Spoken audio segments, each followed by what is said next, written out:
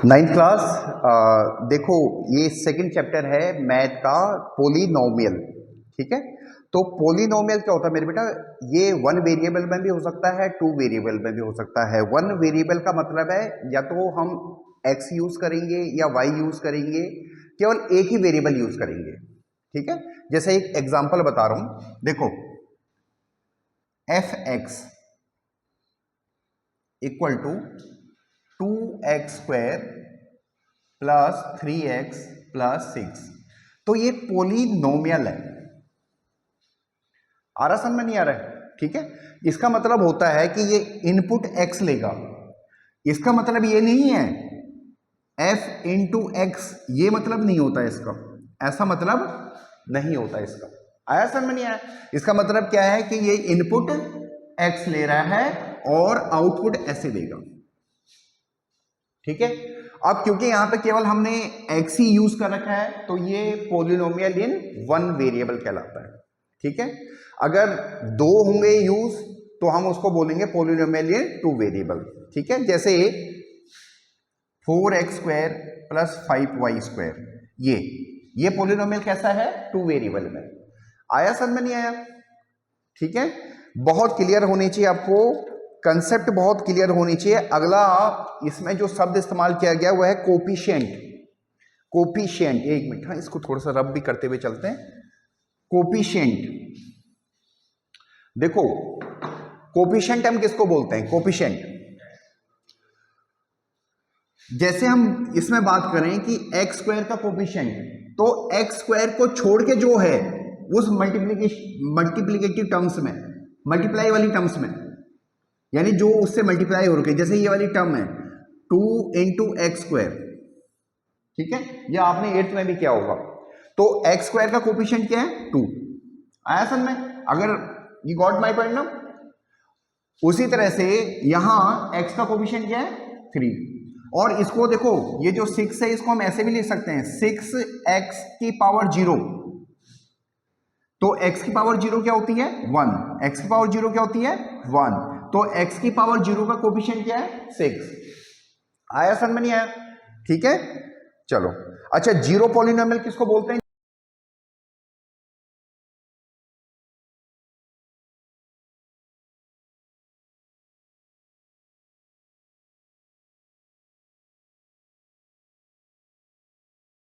जिसमें केवल constant term होती है।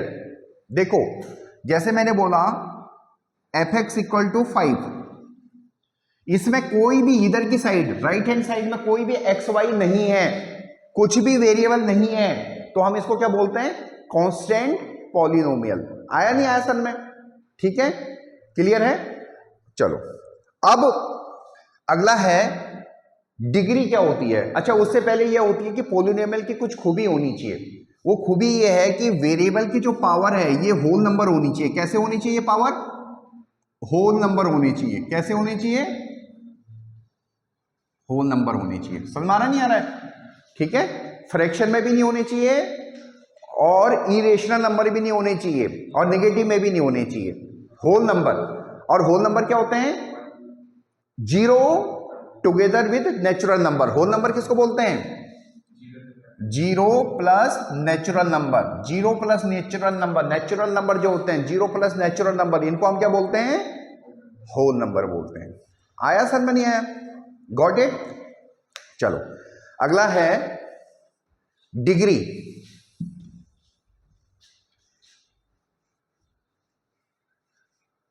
देखो ये काफी क्वेश्चन आपने 8th के भी कर रखे हैं। ठीक है, तो अगर आपके कंसेप्ट छोटी क्लासेस से अगर सही रहते हैं तो आपको बड़ी क्लासेस में ज्यादा दिक्कत नहीं आती है। अगर छोटी क्लासेस में कंसेप्ट अच्छे हों तो बड़ी क्लासेस में ज्यादा दिक्कत नहीं आती है। ठीक है, तो ये हम पहले ही कर चुके हैं 8th में। ठीक है, अब डिग्री देखो, डिग्री बोलते हैं हम हाईएस्ट पावर। ये भी हम बहुत अच्छे क्वेश्चन पहले कर चुके हैं। जैसे मैंने बोला कोई हमारे पास है, मान लीजिए पॉलिनोमियल है 6x5 10x2 प्लस 7, तो इसमें हाईएस्ट पावर वेरिएबल की क्या है? 5, तो इसकी डिग्री क्या है? 5। आया नहीं आया समझ में?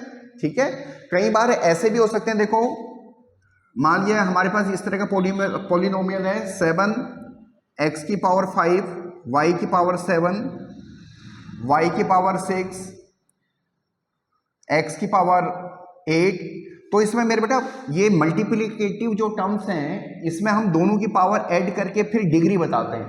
ये 2 वेरिएबल का है एक्सप्रेशन, तो इसमें जो डिग्री है वो है 12। कितनी है? समझ में आ रहा नहीं आ रहा है? क्योंकि ये मल्टीप्लिकेशन में है, ठीक है। हमने ये क्वेश्चन 8th में किए हुए हैं, इसकी डिग्री 8 नहीं होगी। समझ में आया? क्योंकि ये मल्टीप्लिकेशन में है, यहां पे हम क्या करेंगे, पावर्स को ऐड कर देंगे, तो इसकी डिग्री क्या है? 12। ठीक है, क्लियर है? चलो वेरी गुड। अब आ जाओ क्वेश्चन कर लेते हैं, है ना? ठीक है,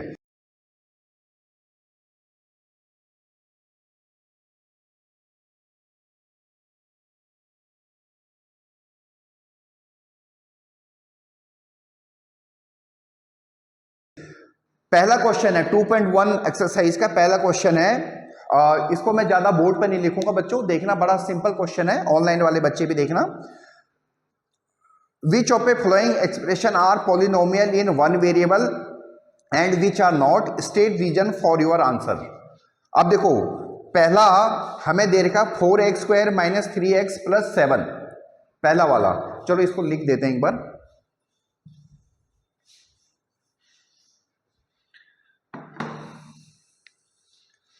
पहला वाला है हमारे पास 4x² - 3x + 7।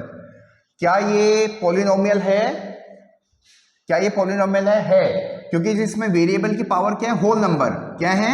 होल नंबर, तो ये पॉलिनोमियल है। Got it? आसान है ना? दूसरा देखो, y² + √2 दे रखा है, क्या ये पॉलिनोमियल है? है। वेरिएबल की पावर क्या है? होल नंबर है। कांस्टेंट की पावर से कोई मतलब नहीं है, कांस्टेंट की पावर से कोई मतलब नहीं है। समझ में आ रहा नहीं आ रहा है? वेरिएबल की पावर होल नंबर होनी चाहिए, तो ये भी पॉलिनोमियल है। अगला 3√t + t√2, क्या ये पॉलिनोमियल है? नहीं है। समझ में आ रहा है? इसलिए नहीं है कि √t को हम ऐसे लिख सकते हैं, देखो 3t की पावर 1/2 + t × √2, तो ये क्या है? 1/2 क्या है? होल नंबर नहीं है, तो ये जो थर्ड वाला है ये हमारा पॉलिनोमियल नहीं है। आया समझ में? नहीं आया? Got it? अगला y + 2/y, क्या ये पॉलिनोमियल है? तो देखो इसको हम ऐसे लिख सकते हैं, y + 2 × y की पावर -1। समझ में आ रहा नहीं आ रहा है? ये y ऐसे चला जाएगा ऊपर, यानी इसको हम ऐसे दे सकते हैं y + 2y की पावर -1। देखो ध्यान से देखना है इसको, y की पावर क्या है? -1। ये क्या है? नेगेटिव इंटीजर, होल नंबर नहीं है। हाँ, तो पॉलिनोमियल के लिए क्या होना चाहिए हमारे पास? होल नंबर होनी चाहिए, तो इसलिए फोर्थ वाला भी नहीं है। आया नहीं आया समझ में? आसान है। अगला देखो फिफ्थ वाला, x की पावर 10 + y की पावर 3 + t की पावर 50।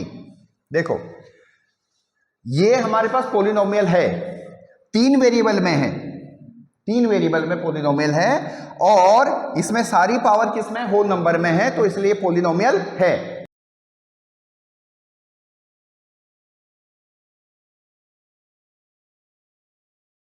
तो हर एक का रीजन भी हमने बता दिया। तो पहला क्वेश्चन बड़ा इजी था, और ये हमने अपने यहाँ के इंस्टीट्यूट के बच्चों को 8th क्लास में करा रखा है, कराया हुआ है।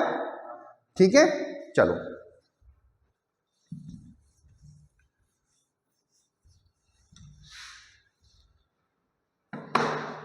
अगला क्वेश्चन भी देखो।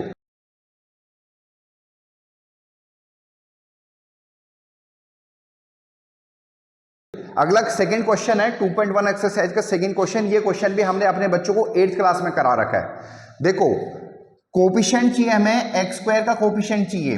ठीक है, पहला वाला क्वेश्चन देखो, 2 + x² + x, तो x² का कोफिशिएंट क्या है? 1, क्योंकि आप x² को कैसे लिख सकते हो? x² × 1 ऐसे लिख सकते हो ना, तो x² का कोफिशिएंट क्या है? 1। आया सब में? सेकेंड वाला पार्ट देखो, 2 minus x square plus x cube. किसका कोफिशिएंट चाहिए? मैं एक्स स्क्वायर का कोफिशिएंट चाहिए। तो हम इसको ऐसे लिख सकते हैं, देखो ध्यान से देखना है इसको, 2 plus minus 1 into x square plus x cube, plus plus into minus minus होगा, समझ में आ रहा नहीं आ रहा है? तो एक्स स्क्वायर का कोफिशिएंट क्या है? -1। क्या है? -1। ये हमने 8th में भी किया हुआ ये क्वेश्चन, ठीक है? समझ में आया नहीं आया? अगला क्वेश्चन है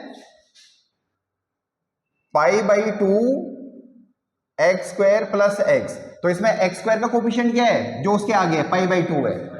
यू गॉट इट ना? बहुत आसान है। अगला देखो, √2x - 1।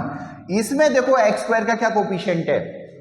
नहीं, देखो इसमें एक्स स्क्वायर तो है ही नहीं, तो हम है ही नहीं तो उसको ऐसे लिख सकते हैं 0x², 0 into x square. You got it ना? क्योंकि ये तो 0 ही है ना, तो हम किसी चीज में 0 तो ऐड कर ही सकते हैं, हाँ या ना? तो इसमें एक्स स्क्वायर का कोफिशिएंट क्या है? 0। You got it? ठीक है, तो हमारा सेकेंड क्वेश्चन भी हो गया है।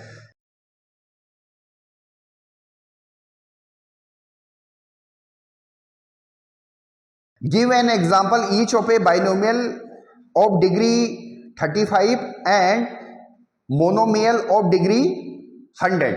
थर्ड क्वेश्चन,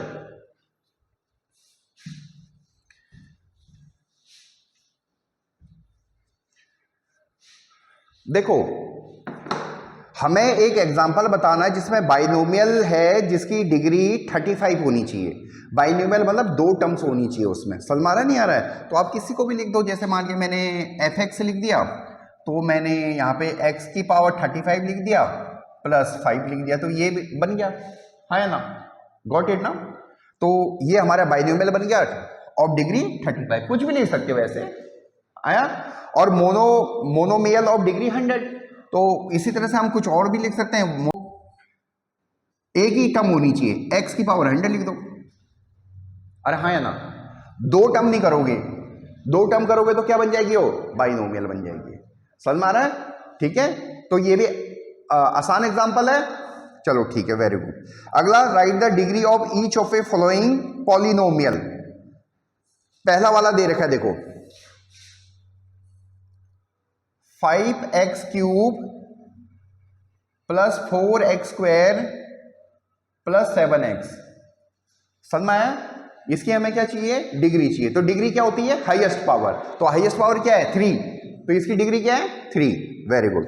अगला है 4 माइनस y²। क्या है इसकी डिग्री? 2। Very good. अगला है 5t माइनस √7, √7। इसकी डिग्री क्या है? t की पावर क्या है? 1। वेरिएबल की पावर देखते हैं केवल, तो इसकी डिग्री क्या है? 1। गॉट इट ना? अगला क्या है देखो, अगला केवल 3 दे रखा है, केवल 3 दे रखा है, ठीक है? तो देखो 3 के साथ हम किसी को भी जोड़ सकते हैं, जैसे x की पावर 0 लिख दो आप, फिर किसी की भी पावर 0 कर दोगे तो आंसर क्या आता है? 1 होता है। तो इसकी डिग्री क्या है? 0। इसकी डिग्री क्या है? 0। आया नहीं आया समझ में? आसान है।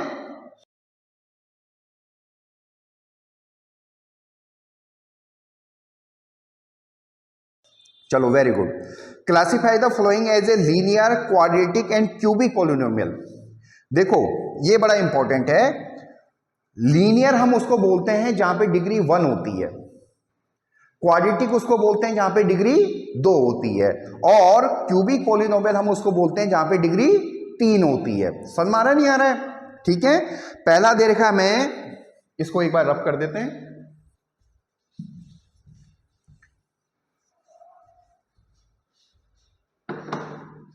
पहला दे रखा मैं x² प्लस एक्स। समझ में आया? तो x² प्लस एक्स क्या है? इसकी डिग्री 2 है, तो ये कैसा है? क्वाड्रेटिक है। कैसा है? क्वाड्रेटिक है। आया समझ में नहीं आया? अगला दे रखा मैं x माइनस x³। इसकी डिग्री कितनी है? 3। तो ये कैसे ही है? कैसी पॉलिनोमियल है? क्यूबिक है। आया नहीं आया समझ में? अगला है y प्लस y² प्लस 4। इसकी हाईएस्ट डिग्री क्या है? 2। तो ये क्या है? क्वाड्रेटिक है। क्या है? क्वाड्रेटिक है। अगला क्या है? 1 प्लस एक्स। इसकी हाईएस्ट डिग्री कितनी है? 1। तो क्या है? ये लीनियर है। आया सर में नहीं आया? अगला है 3t, केवल 3t लिखा हुआ है। लीनियर हो गया, वेरी गुड। अगला है आर स्क्वायर, इसकी डिग्री कितनी है 2, तो क्या है क्वाड्रेटिक है, ठीक है। अगला है 7x क्यूब, इसकी डिग्री कितनी है 3, तो ये कैसा है क्यूबिक है। तो ये आपकी 2.1 एक्सरसाइज फिनिश हो गई है। आसान था, ठीक है।